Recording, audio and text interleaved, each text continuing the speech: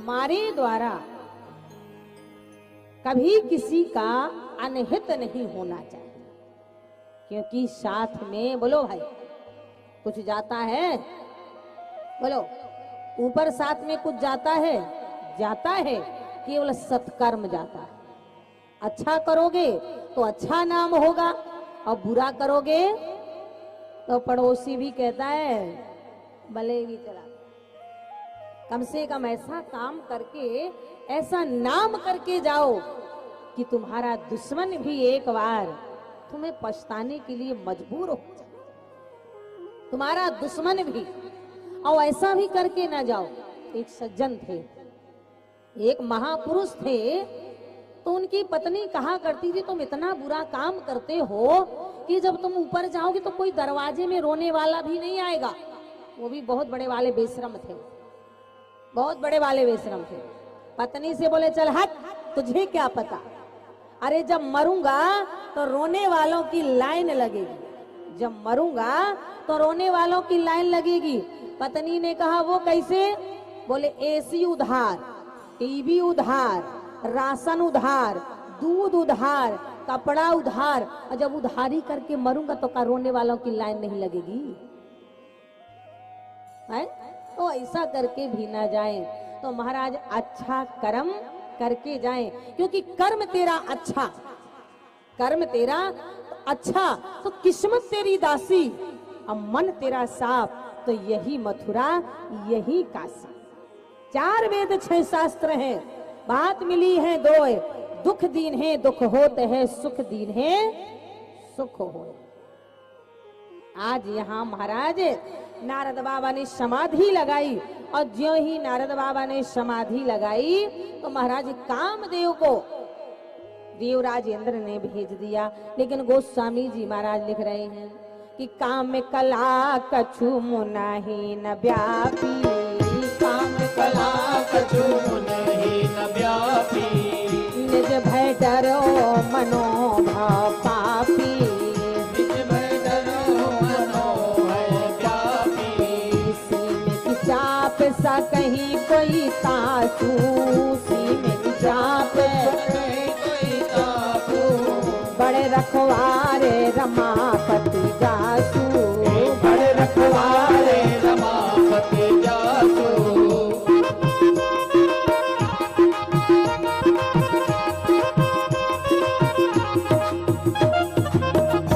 कामदेव भगवान को महाराज जैसे ही कामदेव ने नारद बाबा का समाधि डिगाया, लेकिन कुछ नहीं हुआ।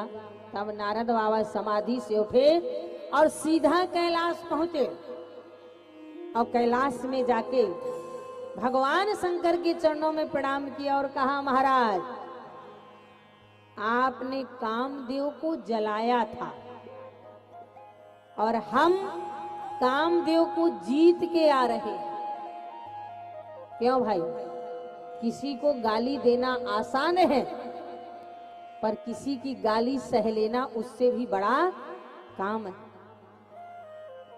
शंकर भगवान ने कहा नारद, जो आपने अभिमान और घमंड से भरा हुआ हमसे शब्द कहा है, हमारे तक ही रखना, और ये अभिमान घमंड कहीं त्रिलोकीनाथ नारायण के सामने वर्णन मत कर देना। कहीं ऐसा ना हो कि ऐसे डूबो महाराज कि पकड़ने के लिए कोई रास्ता ही ना मिले।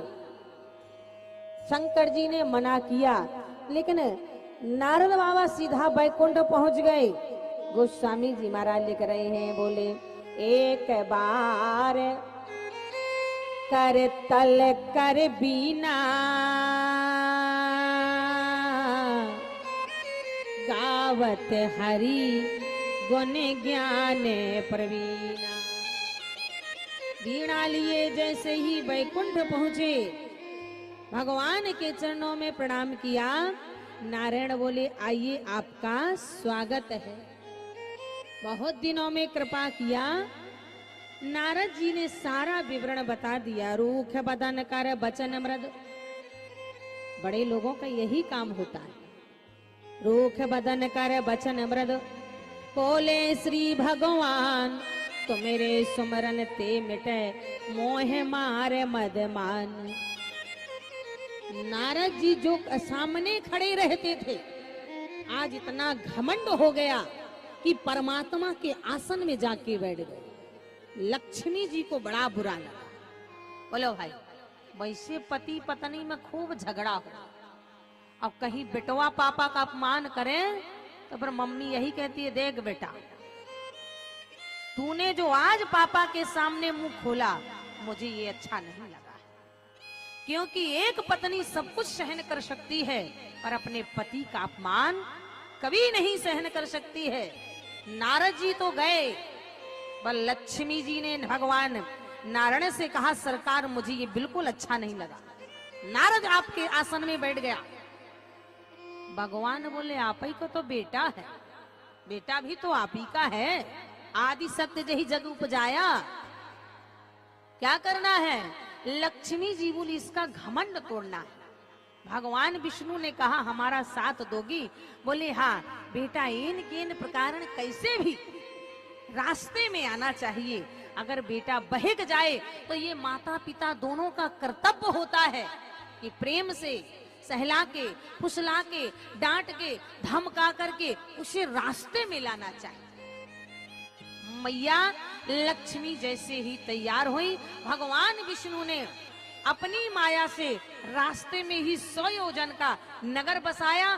शील निधि राजा की उत्पत्ति करके उसकी बेटी का स्वयंवर रच दिया। नारद जी जैसे ही बैकुंठ से नीचे आए, रास्ते में जा रहे थे, बड़ा सुंदर शहर था, बड़ा चहल पहल था।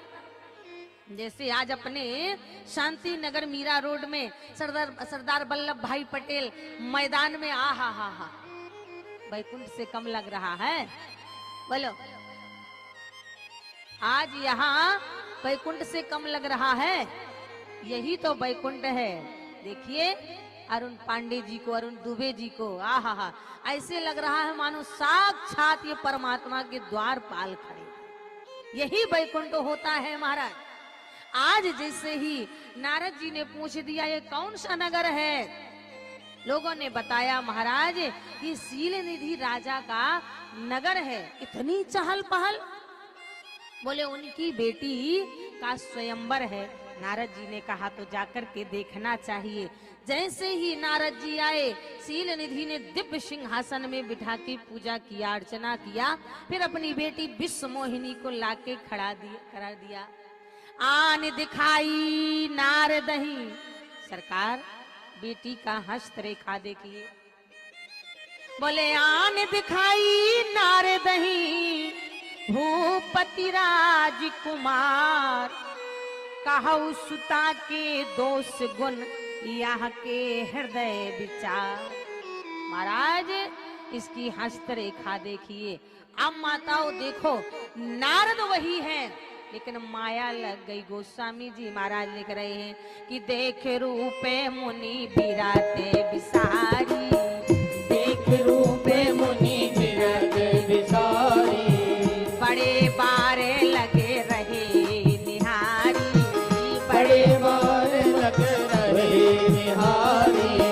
जो यह बराई अमरे सोई होई, जो यह बराई अमरे सोई होई, समर भूमि से ही जीते न कोई, समर भूमि कहीं जीते न होई, समर भूमि से ही जीते न कोई, समर भूमि कहीं जीते न होई।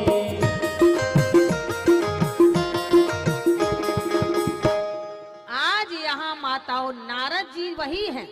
एक नारद जी ने 2 बार हस्तरेखा देखा। एक बार देवी पार्वती का देखा था, तो देवी पार्वती को स्पष्ट बता दिया था कि जोगी जटिल काम मन, नगने मंगल बेश, आशीष स्वामी यही काम मिले, परी हस्ते अशरे। और नारद जी वही है माताओं।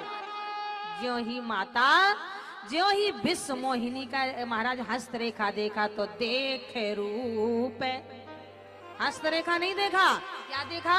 रूप देखा। तो मेरी माताओं, मेरा यही निवेदन है आपसे कि कभी किसी को हस्तरेखा नहीं दिखाना, कभी भी किसी को अपना हस्तरेखा नहीं दिखाना, क्योंकि जो परमात्मा ने लिख दिया है वो मिटने वाला नहीं है। पार्वती जी ने कहा था ना कि तुम सन मिटहि की विधि के अंका, जो लिख दिया है उसे कोई मिटने वाला नहीं। कर्म प्रधान, कर्म अच्छा करो, शायद तुम्हारा कुछ ना कुछ भाग बदल जाएगा। कर्म प्रधान विश्व करी राखा, जो जस करई सो तसे फल चाखा। जैसा कर्म हम करेंगे वो फल हमें ही भोगने को मिलेगा। बोले क्यों?